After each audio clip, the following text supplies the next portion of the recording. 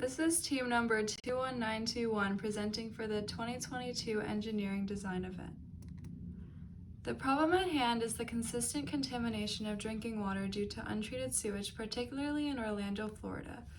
Sewage is defined as liquid waste consisting of a mixture of human feces and wastewater from human activities such as washing, bathing, and cleaning. From this definition alone, it is obvious that the various waterborne pathogens exist within the confinements of the sewage system. Examples of these pathogens include, but are not limited to, Vibrio cholerae, E. coli, Salmonella, Shigella, Ascaris sum, hepatitis A virus, poliovirus, etc. These pathogens are the source of many different serious illnesses, but the most common of them are cholera, typhoid, hepatitis A, and dysentery. According to the World Health Organization, 1.5 million otherwise preventable deaths per year are the result of unsafe drinking water. In addition to issues related to human health, sewage that fails to be treated properly can also have negative effects on the environment, especially to surrounding aquatic ecosystems. Contamination of sewage can cause water pollution in large bodies of water, which can lead to eutrophication due to the increased number of nitrogen and phosphorus nutrients added. This leads to lowered levels of dissolved oxygen, which can cause mass death of aquatic life. The reasoning behind our chosen location of Orlando, Florida is as follows. According to the Environmental Working Group, Orlando has a low water quality rate of 81 out of 100. Additionally, Orlando's drinking water contains contaminants such as lead, total trihalomethanes, haloacetic acids, and microbial contaminants. The EPA's recommended amount of total trihalomethanes does not exceed 80 parts per billion. However, Orlando's total trihalomethane amount is as high as 97 parts per billion. Finally, Orlando is surrounded by large water sources, as you can see by the map on the right. In addition to these contaminants, a leading issue in tap water is the presence of PFAs and PFOAs. The CDC has detected that in 99.7% of cases, which is almost every human tested, the blood samples contain evidence of PFAs or PFOAs.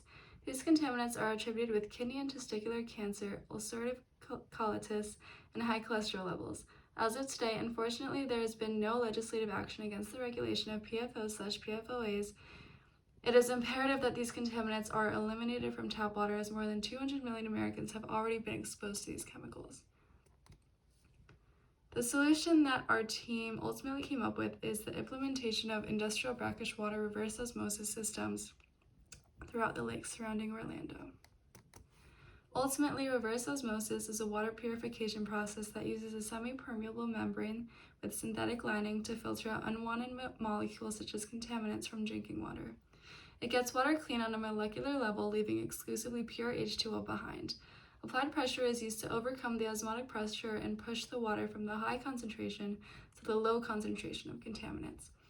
In other words, the contaminated water is being forced in reverse, and the contaminated water is trying to move into the pure water, but it must pass through a filter first so that the contaminants get trapped and only the pure water passes through.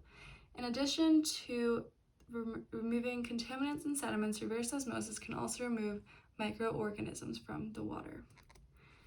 To ensure that the water filtered from the brackish water obtained from the lakes surrounding Orlando cycles back to its source, wastewater going down sinks in the households there will lead indirectly back to the lakes containing the reverse osmosis filters. To eliminate the risk of too much waste contamination in the lakes, an evaporation pond will be implemented near the lake to catch the bulk of the waste flowing back into the system. We will strategically place the reverse osmosis filters in areas with high levels of sun and wind exposure to maximize the speed of evaporation. After it reaches completion, the remaining waste will be incinerated. In economic terms, a typical industrial reverse osmosis system costs around $4 million.